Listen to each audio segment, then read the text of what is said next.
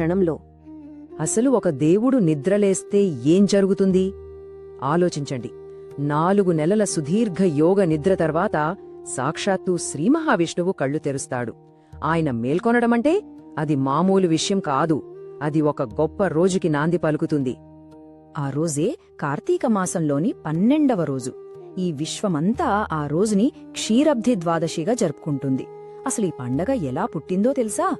ఒకప్పుడు దేవతలు, రాక్షసులు, చివరికి అమృతం కూడా పుట్టుకొచ్చిన ఒక మహాద్భుతమైన విశ్వ సంఘటన.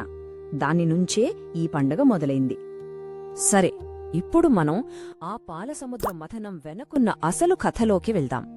ఆ సంఘటన నుంచే ఒకవైపు సంపద, మరోవైపు ఒక శక్తివంతమైన పురాణం రెండూ పుట్టుకొచ్చాయి. చాలా కాలం క్రితం దేవతలు, రాక్షసులు ఇద్దరూ కలిసి అమృతం కోసం పాలసముద్రాన్ని చిలికారు.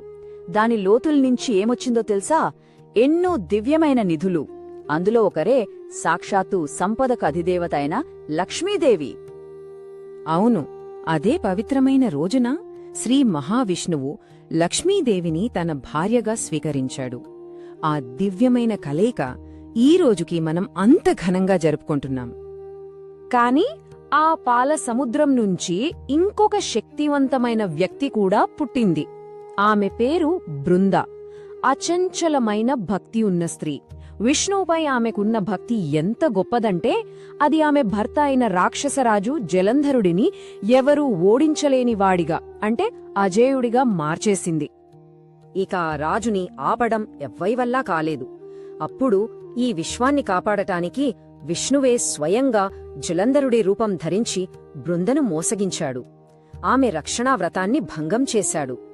ఆ మోసాన్ని గ్రహించిన బృంద హృదయం ముక్కలైపోయింది. పవిత్ర అగ్నిలో తనను తాను ఆహుతి చేసుకునే ముందు ఒక శక్తివంతమైన శాపమిచ్చింది. లేమందో తెలుసా? ఇంతటి పాషాణ హృదయమున్న నీకు నీ భార్య కూడా ఒకరోజు నీనుంచి దూరమవుతుంది. ఆమె పెట్టిన ఆ శాపం యుగాలపాటు ప్రతిధ్వనిస్తూనే ఉంది. రామాయణంలో జరగబోయే సంఘటనలకు అదే నాంది పలికింది. ఆమె చితి బూడిద నుంచి ఒక పవిత్రమైన మొక్క పుట్టింది. అదే తులసి. బృంద స్వచ్ఛమైన భక్తికి భూలోకంలో దొరికిన రూపం. విష్ణువు ఆమె భక్తిని చూసి దాన్ని గౌరవించి ఆమెను ఎప్పటికీ తన పక్కనే ఉండేలా ఆశీర్వదించాడు. అంతేకాదు, ఈ కొత్త రూపంలో ఆమెను తప్పకుండా పెళ్లి చేసుకుంటానని మాట ఇచ్చాడు. ఆ దైవిక వాగ్దానం భక్తికి ఉన్న అపారమైన శక్తిని చూపిస్తుంది. సరే, ఇప్పుడు కథ భూలోకానికి మారుతుంది. ఇక్కడ ఒక ధర్మాత్ముడైన రాజుకి, ముక్కోపిగా పేరుగాంచిన ఒక మహర్షికి మధ్య ఒక నాటకీయమైన పరీక్ష జరగబోతోంది. గొప్ప విష్ణుభక్తుడు అంబరీష మహారాజు. ఆయన ద్వాదశి వ్రతమని ఒక ఏడాదిపాటు సాగే పవిత్రమైన ఉపవాసం చేస్తున్నాడు. ఇక వ్రతం పూర్తయ్యే సమయం వచ్చేసింది. ఆ వ్రతాన్ని పూర్తి చెయ్యాలంటే ఆయన ఒక నిర్దిష్టమైన, చాలా తక్కువ సమయంలో తన ఉపవాసాన్ని విరమించాలి. ఆ క్షణం దాటితే ఏడాది వ్రతం వృధా అయిపోతుంది. సరిగ్గా ఆయన తినబోతున్న సమయంలో శక్తిమంతుడైన, కాని ముక్కోపి అయిన దుర్వాస మహర్షి అక్కడికొచ్చాడు. రాజధర్మం ప్రకారం అతిథికి భోజనం పెట్టాక రాజు తినాలి.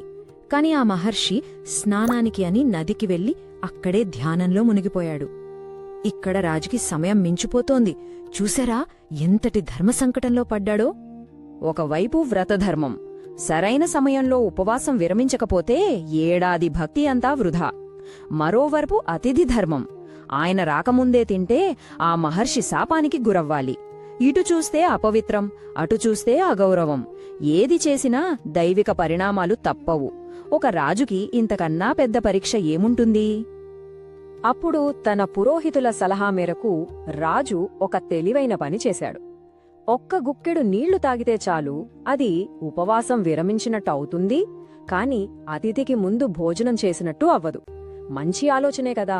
కాని ఆ మహర్షి కోపాన్ని శాంతపరచడానికి ఆ మాత్రం తెలివి సరిపోలేదు. ఇక మహర్షి తిరిగి వచ్చాడు. తన దివ్య దృష్టితో క్షణాల్లో జరిగిందంతా తెలుసుకున్నాడు.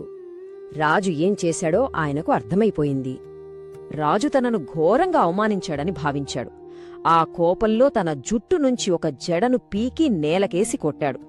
దానినుంచి రాజును నాశనం చేయడానికి ఒక భయంకరమైన అగ్నిరాక్షసి పుట్టుకొచ్చింది. కాని అంబరీషుడు తనను తాను కాపాడుకోవడానికి ప్రయత్నించలేదు. స్థిరంగా నిలబడి మనసులో విష్ణువుని ప్రార్థించాడు. సమాధానం విష్ణువు నుంచి రాలేదు. ఆయన దివ్య ఆయుధం సుదర్శన చక్రం నుంచి వచ్చింది.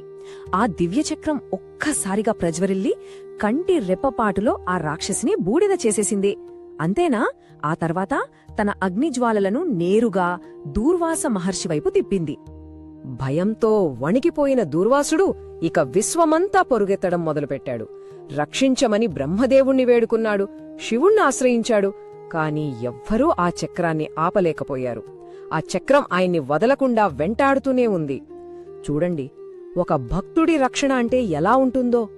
చివరికి ఆయన వైకుంఠానికి, విష్ణువు నివాసానికి చేరుకున్నాడు.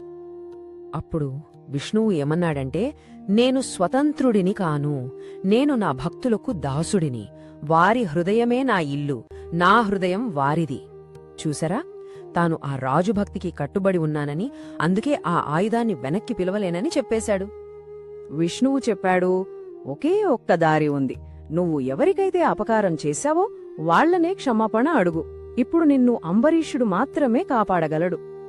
అంతటి శక్తివంతుడైన మహర్షి తిరిగి భూలోకానికి వచ్చి ఆ వినయశీలి అయిన రాజు కాళ్లపై పడతాడు. అలా ఈ కథ ఒక గొప్ప వినయంతో ముగుస్తుంది. ఈనాటికి మనం పాటించే ఒక సంప్రదాయానికి పునాది వేస్తోంది. అలా ఆ గర్వమణిగిన మహర్షి రాజు పాదాలపై పడతాడు.